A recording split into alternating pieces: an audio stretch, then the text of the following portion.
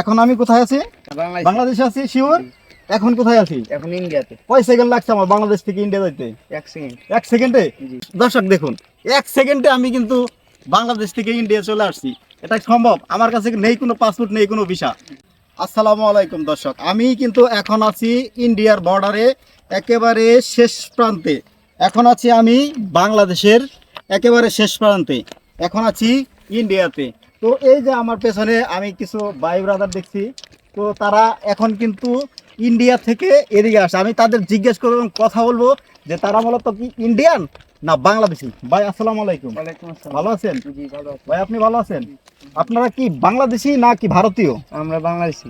বাংলাদেশি? জি। তো আপনি ইন্ডিয়াতে কি করতেছেন? আমাদের জমি আছে ইন্ডিয়ার পাশে। ইন্ডিয়ার পাশে জমি আছে? কোথায় আপনাদের জমি? এই যে ওদিকে। ওদিকে? জি। তো জমি চাষ করতে ইন্ডিয়ার বর্ডারের ভেতরে ঢুকতে আপনাদের কোনো সমস্যা হয় না? জি না। কোনো সমস্যা হয় না? জি না। আপনারা কি এরকম সব সময় যাতায়াত করেন? জি সব সময়। সব সময়? জি। আচ্ছা, এই যে আপনাদের ইন্ডিয়ার ভেতরে জমি আছে, এটা কেন থাকলো ইন্ডিয়ার ভেতরে জমি? মানে বুঝলাম না। এই যে ইন্ডিয়ার পিলার এখানে বলতেছে এটা শেষ সীমানা, তো এখানে আপনাদের জমি কিভাবে আসলো আপনি কি জানেন? জি না, এটা আমি জানি না। আপনি জানেন না, না? জি। আচ্ছা ঠিক আছে। আপনাদের কি এই যে জমি চাষ করেন, ঘাস কাটেন, গরু, হ্যাঁ আচ্ছা, গরু চড়ান, এইদিকে কি আপনাদের কখনো কোনো সমস্যা হয়? জি না। বিএসএফ কি কোনো সমস্যা করে? জি না, বলে চলে যাও। চলে যাও, আর কোনো সমস্যা করে না তো?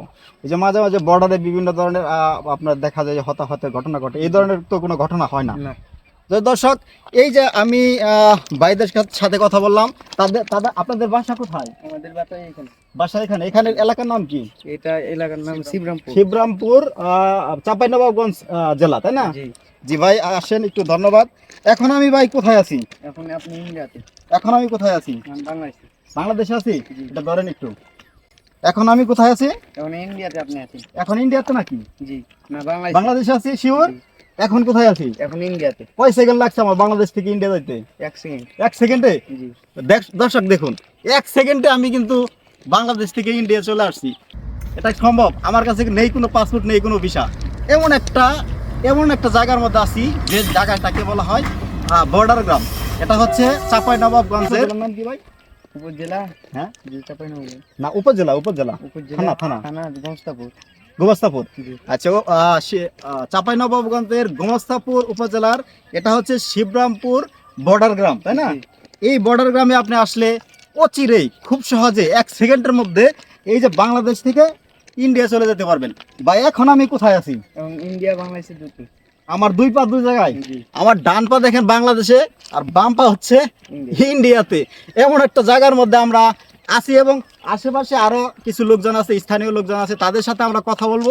এটা মূলত ভাগ হয়েছে 1947 সালে, যখন পাকিস্তান বাংলাদেশের যে একটা দেশভাগ হয়, তখন কিন্তু এই যে সীমানা পিলার 15 আগস্ট, এই 15 আগস্ট কিন্তু এই ঘটনাটা ঘটেছিল। তো 15 আগস্ট এখানে হচ্ছে মালদা, এই পাশে হচ্ছে চাঁপাইনবাবগঞ্জ। এই মালদা, চাঁপাইনবাবগঞ্জ, দিনাজপুর, তারপরে হচ্ছে রাজশাহীর অনেকগুলা 15টা থানা উপজেলা মিলে কিন্তু এই মালদা একটা শহর ছিল। যখন 15 আগস্ট দেশভাগ হয়, তখন এই সীমানা পিলারটা করা হয় এবং এই 5টা উপজেলাকে চাঁপাইনবাবগঞ্জ এবং বাকিগুলাকে কিন্তু মালদার আওতাভুক্ত করা হয়। তো দর্শক, আমি আরও স্থানীয়দের সাথে কথা বলবো, কথা বলে আপনাদেরকে এই ব্যাপারে ডিটেলস আমি জানাবো। ধন্যবাদ। আসসালামু আলাইকুম।